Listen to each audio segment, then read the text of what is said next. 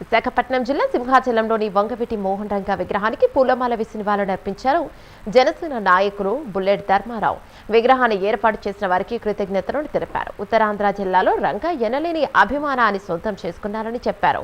Bullet Dharmarao విశాఖలో రాధారంగా మిత్రమండలిని బలోపేతం చేస్తూ పవన్ కళ్యాణ్కి అండగా ఉంటున్నామని తెలిపారు. రాధారంగా మిత్రమండలి విశాఖ జిల్లా నూతన వర్గానికి నియామక పత్రాలను అందజేశారు.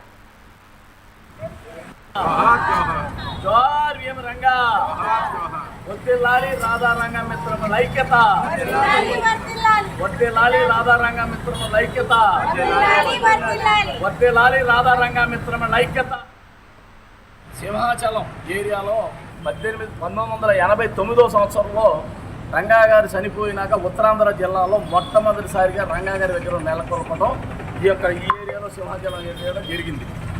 దీన్ని గుడివేడ గురునాథరావు గారు ఆనాడు ఎమ్మెల్యే ఉన్నప్పుడు ఆయన చేతుల మీదుగా, అలాగే చలమలశెట్టి విఠల్ గారు, ఆమె భార్య మాణిక్యమ్మ గారు, నాగమల్లేశ్వరమ్మ గారు, ఆయన కుమారులు రమణ గారు, రామకృష్ణ గారు, వివేకానంద గారు, ఈ ముగ్గురు కుమారుల ఆధ్వర్యంలో ఈ యొక్క విగ్రహాన్ని నెలకొల్పి ఆనాటి నుంచి ఈనాటి వరకు విగ్రహాలు బాగోగులు కానీ ఇక్కడ ఉన్న కార్యక్రమాలన్నీ కూడా దిగ్విజయంగా నెరవేర్చిస్తూ రంగా గారు అంటే వాళ్ళ కుటుంబానికి ఎనలేని అభిమానం, ఎనలేని వాత్సల్యం వాళ్ళకి. వాళ్ళు వీరాభిమానులు మొదటి నుంచి కూడా వాళ్ళ కుటుంబ సభ్యులందరూ కూడా. ముఖ్య గమనిక ఏంటంటే ఆ చలమలశెట్టి కుటుంబ సభ్యులందరూ కూడా మా మచిలీపట్నం వాస్తవులైనందుకు నేనెంతో గర్వపడుతున్నాను. వారు ఆనాటి నుంచి 40 ఏళ్ల పైగా వచ్చి ఇక్కడ స్థిరపడి ఉన్నత స్థాయిలో ఉన్నందుకు మేమెంతో గర్విస్తున్నాము.